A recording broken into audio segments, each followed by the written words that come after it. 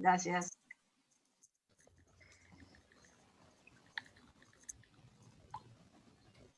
Y nos queda, bueno, dos, caducidad de instancia y conciliación. La conciliación surge del artículo 309 y del artículo 36, inciso 4 del Código Procesal, en donde el juez en cualquier momento del proceso puede llamar a las partes a los fines de lograr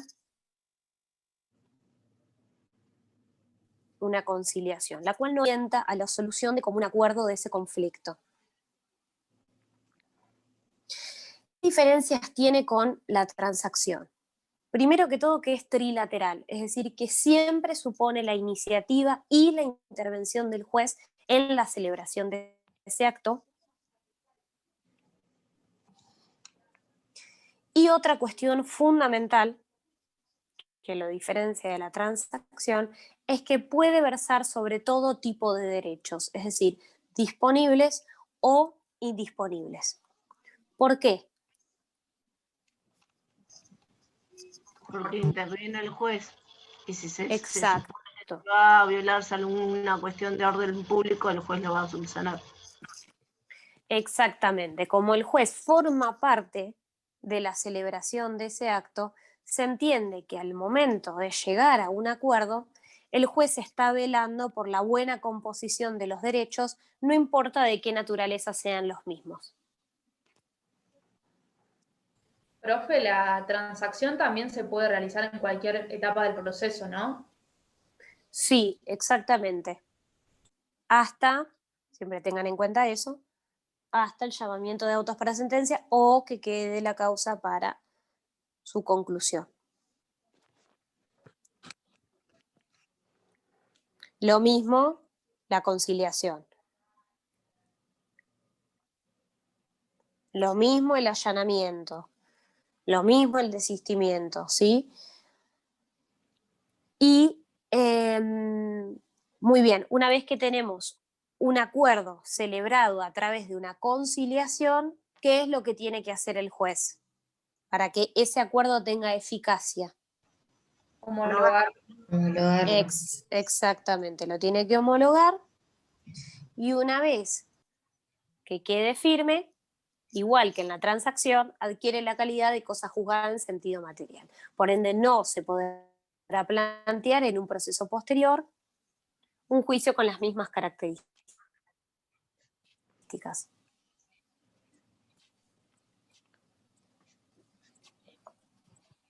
Profe, ¿qué tiene en cuenta el juez para pedir la conciliación? ¿Qué tiene en cuenta para llamar a una conciliación, digamos, o para...? Sí, o sea, llama en todos los procesos para la conciliación, para llamar a una conciliación. Sí, mira, en realidad el juez generalmente para llamar a una conciliación se guía por las reglas del código, es decir, hay ciertos momentos en los que se tiende a llamar a una conciliación.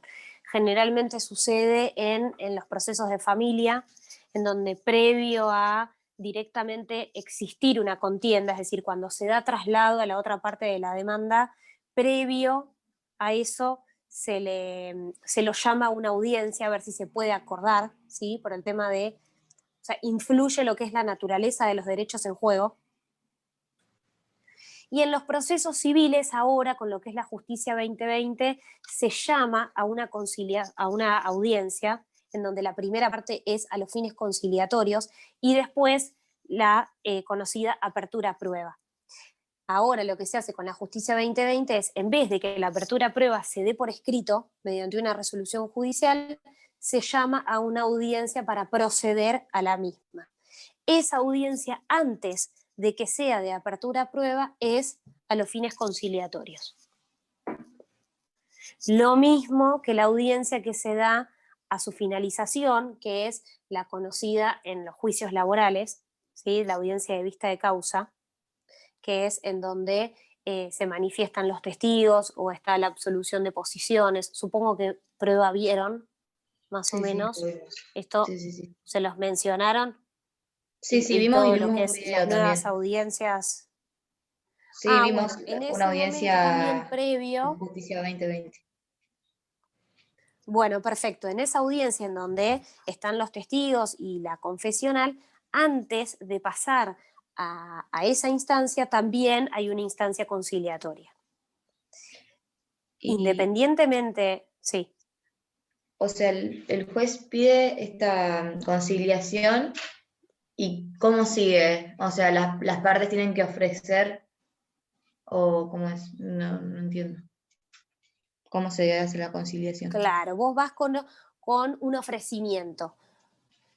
Sí, por ejemplo, igual, ojo, antes de pasar a eso, te explico otra cosa. La realidad es que esas son las audiencias que más o menos al día de hoy están predeterminadas, lo cual no quita que el juez no pueda de oficio llamar a partir del artículo 36, inciso 4, en cualquier momento del proceso a una audiencia conciliatoria o que las partes la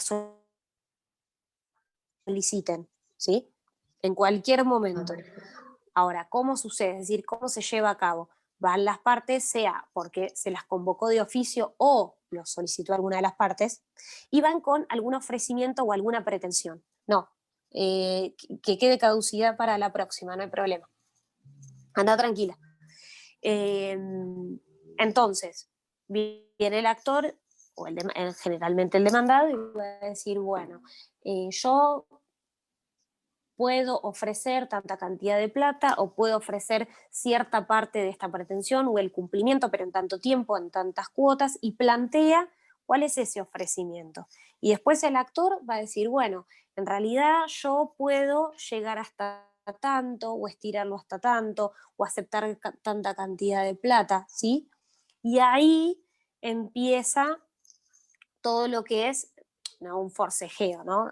Literalmente hablando, pero eh, concesiones entre uno y otro a ver si entre los dos se puede conciliar las pretensiones que tiene cada uno y llegar a un acuerdo. Se da mucho también en los regímenes de visita, la tenencia de hijos y eso. Es que en familia generalmente prevalece todo lo que es bueno, generalmente, muchos otros no, pero en las conciliaciones la idea es esa, es ir cediendo a ver si todo lo que es régimen alimenticio, que tiene más que ver con lo patrimonial, y llegar eventualmente a un acuerdo entre ambas partes. Profe, Lo mismo, la verdad es que es lo mismo que se hace en un acuerdo transaccional. La verdad es que uno, por ejemplo, en un juicio laboral, la realidad es que habla en estos términos con el abogado de la otra parte, haciendo concesiones y ofrecimientos a los fines de poder llegar a un acuerdo. La diferencia es que en la transacción esto no se visualiza frente al juez y directamente se llega con un acuerdo concluido, y en la conciliación es en la audiencia en donde se dan estos tire y afloje. ¿Solo por audiencia a partir de la Justicia 2020 o La quedaron algunas conciliación. que se dan por... Sí. No, no, no. La realidad es que las audiencias de conciliación existieron siempre, Ah, independientemente de lo que era la Justicia 2020. Lo que cambió perfecto. con la Justicia 2020 es tener predeterminadas audiencias que antes no existían, o instancias de conciliación que antes no existían. Claro. De todas maneras, igual la Justicia 2020 no solo tiende a la conciliación, sino en realidad a la oralidad y a la celeridad en otras cuestiones que tienen que ver con lo de la apertura a prueba y con lo de purgar ciertos medios probatorios que a veces cuando el juez, porque en realidad el que dicta la apertura a prueba en una resolución escrita generalmente no es el juez. Entonces, lo que genera que el juez esté en esa audiencia de apertura a prueba es que el juez conozca de manera más inmediata la causa, que ya esté mejor preparado al momento de la audiencia de vista de causa, porque ya la conoce de antemano, y que pueda el juez, en una inmediatez con las partes, decidir si realmente hay medios probatorios que son de necesaria producción. De paso, se aprovecha a que la primera parte sea de una instancia conciliatoria, alentando la solución de común acuerdo, evitando que esos procesos se alonguen en el tiempo. ¿Bien? Esto es dentro de la etapa Eh, prueba, ¿no? antes de ¿Cómo? iniciarla. Esto pasa todo, la instancia conciliatoria es dentro de la etapa prueba, o al final de la Sí, introductoria. sí, es generalmente cuando se da la finalización de la introductoria y tenemos que abrir la etapa probatoria a los fines de la apertura a prueba. ¿Sí? Esto es lo que tiene que ver en civil. Ahora, en familia generalmente se da antes. La etapa conciliatoria se da justamente antes de llegar al litigio. Va a quedar a consideración del juez en qué momento llama a la audiencia. Sí y no. Es decir, queda a consideración del juez cuando no debe cumplirse con las audiencias establecidas por la Justicia 2020. Que eso es lo que vino a cambiar, entre otras cosas. ¿Sí? Esas sí o sí se tienen que llevar a cabo. Independientemente de eso, quedará a discrecionalidad del juez, por aplicación del artículo 36, llamar a una instancia conciliatoria en el momento que lo crea oportuno o darle lugar a pedido de parte. Ahora, una pregunta que podría surgir es, bueno, ¿para qué la parte pide una audiencia de conciliación y no presenta un acuerdo transaccional?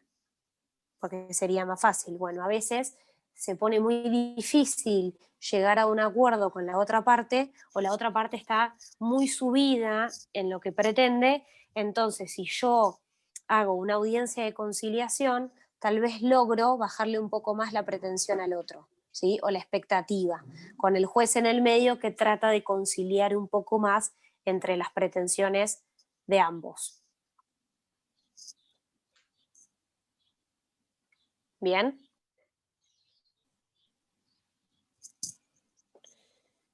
¿Alguna otra pregunta?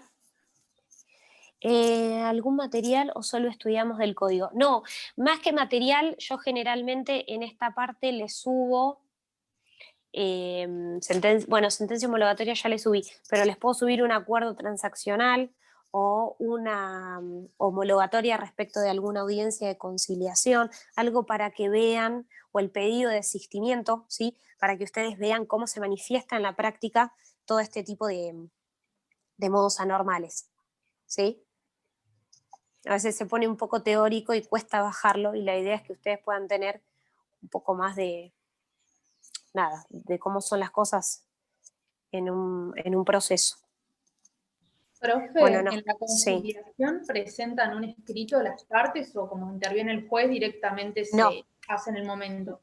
no, lo que se hace es, se hace en el momento y el juez redacta un acta, se redacta un acta en donde se vuelca qué es lo que se dijo, lo que se ofreció y a dónde se llegó. Puede ser que en esa audiencia de conciliación no se haya llegado a un acuerdo, también se vuelca en ese acta que no se llegó a ningún lado, digamos.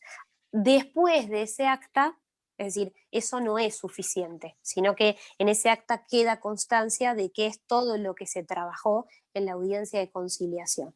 Y con ese acta se pasa a resolver y el juez dicta en base a este instrumento una sentencia homologatoria. Profe, ¿ya terminó con los temas? Sí. Para preguntarle algo que nada que ver, o sea que es una duda que tengo. Capaz que es muy básica, pero bueno. Hay plazos determinados para todo, ¿no? Tipo, para la demanda, la contestación de demanda, en realidad, para la apertura a prueba, todo. ¿Qué es lo que hace que el proceso tarde tanto? O sea, ¿qué etapa tarda? Un montón de cosas. Mira, por ejemplo, del hecho de arrancar. Generalmente, si vos no tenés muy bien delimitados los que son bueno, incluso teniéndolo, lo que es la notificación de demanda te puede tardar o lo que tarde una cédula, es decir, lo que tarde en diligenciarse la primer cédula, o te puede llevar un año, 2 años. Todo lo que es la notificación de la demanda Y eso hace es prorrogar los plazos, o sea, en el Sí, sentido de que una vez que vos haces la notificación, pero no llega, eso alarga el proceso. claro, o sea, queda todo suspendido hasta tanto vos efectivamente puedas notificar al demandado, porque la realidad es que, bueno, vos tenés una demanda, sea cual sea, y vos tenés que notificar al demandado. Y el siguiente paso en ese proceso es notificar al demandado. O sea, no hay otra cosa que vos puedas hacer. Claro. Porque no tenés trabada la liti, no sabés cuáles van a ser los hechos controvertidos, no sabés cuál va a ser la actitud del demandado. O sea, no tenés nada determinado, ni nada que te pueda hacer suponer cómo va a seguir ese proceso. Si el demandado no toma alguna actitud, a ver, si el demandado no toma alguna actitud en tanto y en cuanto no esté debidamente citado, porque ahí ya existe una actitud como consecuencia de su silencio, que es alguna de las actitudes que vimos, ¿sí? Pero si ese demandado no está notificado, Corre bueno, tiempo. pues yo puedo estar un año intentando notificar a ese demandado sin posibilidades de hacer nada más en el medio. Ni hablar si yo tengo que demandar administradores, donde previamente yo tengo que establecer quiénes son esos administradores o quiénes fueron, donde me tienen que contestar de algún organismo y tengo que averiguar el domicilio de cada uno. Claro, porque Sumándole a ello. Sí. ¿qué me pasaba? Que, bueno, desde la teoría, ves que lo que tienen que hacer las partes no lleva tanto tiempo. Entonces decía, o sea, era algo lógico porque sabemos que los procesos judiciales tardan muchísimo. ¿Qué es lo que hace tardar, no? O sea, es una pregunta que la sabe más de práctica que de teoría, porque de teoría no se habla de esto. No, que la realidad cuando uno estudia no lo entiende, ni le entra en la cabeza por qué algo puede tardar tanto tiempo. También influyen un montón de cuestiones, ¿no? Porque después viene toda la cuestión de yo sé que la persona vive ahí y hace todo lo posible para no recibir la demanda. ¿Y qué haces? Porque no la pueden diligenciar. Y por más que esa persona viva ahí, ya ni siquiera a mí se me traba porque no puedo averiguar dónde vive, sino porque no tengo forma de que la reciba. Entonces, ahí empieza todo el juego de, por ejemplo, ¿no? Si estamos hablando solo en esto, de lo que es la notificación bajo responsabilidad. Y también es todo un tema notificar bajo responsabilidad.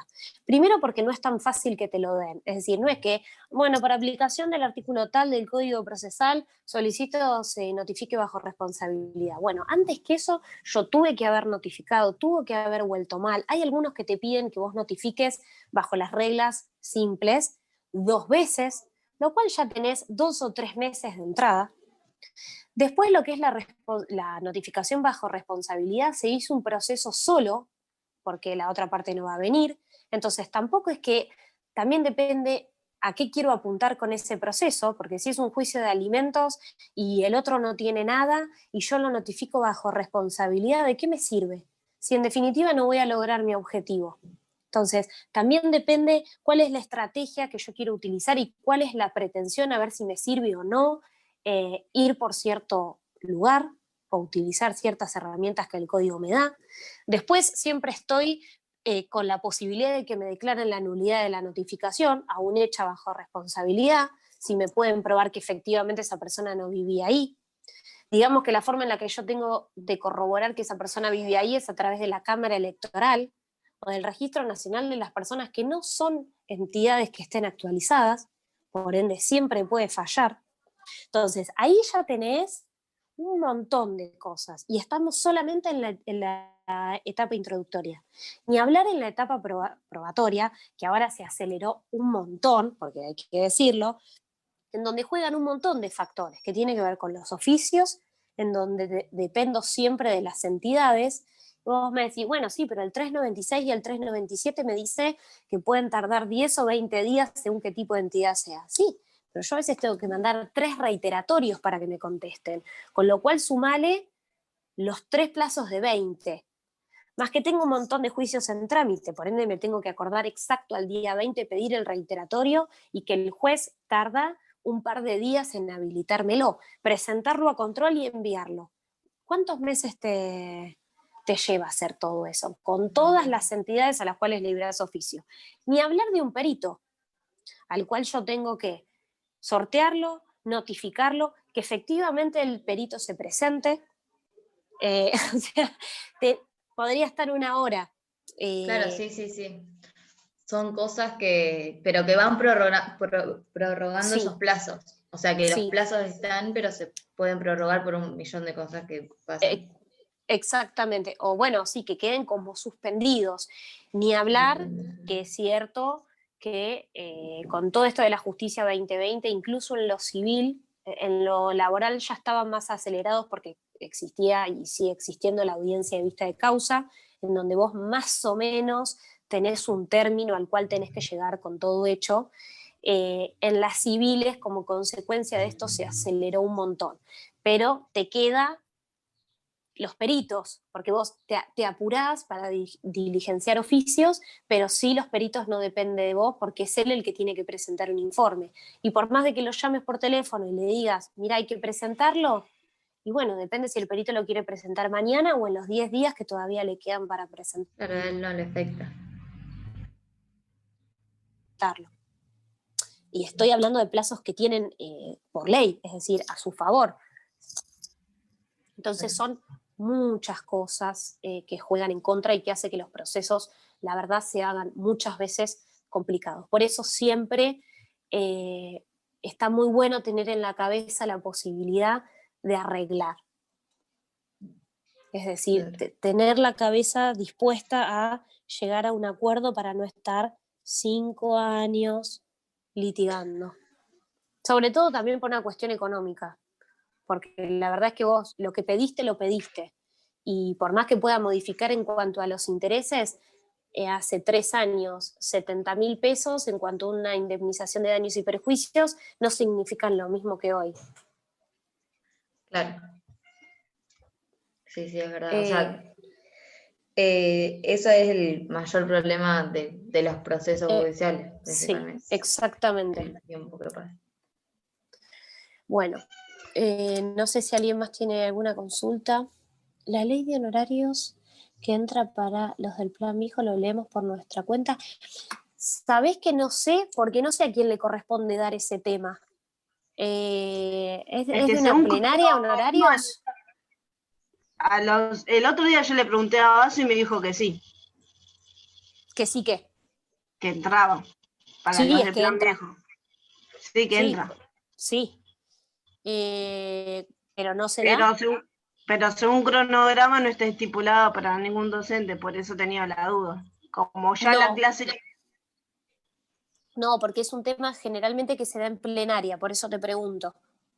Sí, pero nos queda una sola plenaria con Basso y estamos viendo recursos y todavía no lo terminamos. Le pregunto a él de No. último.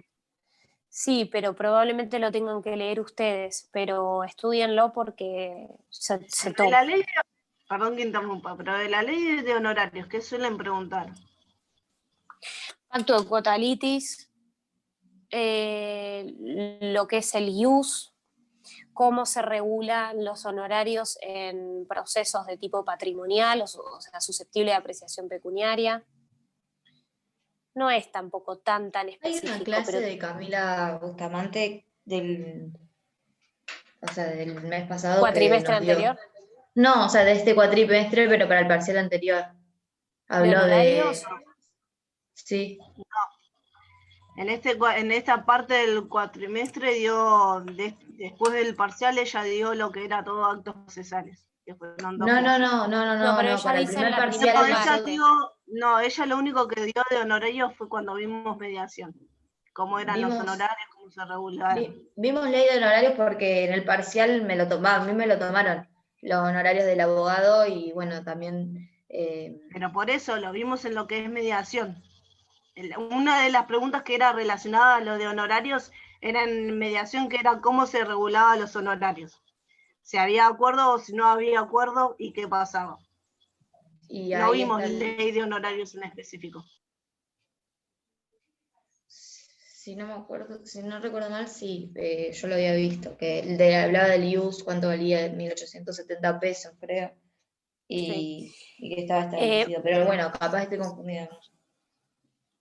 O, por ejemplo, el tema de los honorarios en relación al beneficio de litigar sin gastos, es decir, qué pasa con los honorarios del abogado cuando la parte tiene concedido el beneficio. Como yo les hago preguntas, o sea, se me van ocurriendo cosas que pueden ir relacionando temas con honorarios. Pero sí, todo lo que son los primeros, el artículo 1, 2, 3, 4, 5, la tabla, ¿sí? Es decir, aquellos que son susceptibles de apreciación pecuniaria o no, que están establecidos en una tabla, cuáles son los honorarios prefijados en relación a cantidad de use.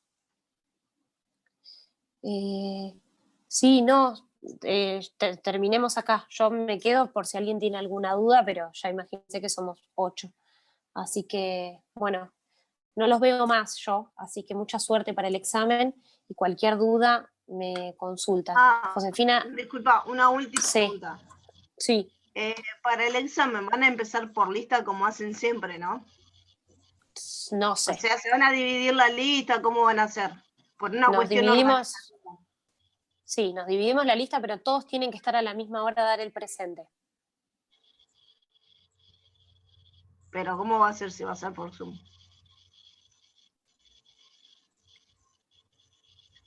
Todos a la misma hora tienen que estar y tienen que dar el presente. Y después se dividen y se quedan esperando a que les toque. O sea, entramos Así todos se a hizo la en sala, cuatrimestre digamos, anterior. para dar el presente y después nos van dividiendo, digamos. Exactamente. Gracias. Bien. Bueno, chicos, mucha suerte y nos vemos para el parcial. Bueno, muchas gracias. Nos vemos. Muchas gracias por Gracias, todo. profe. Adiós.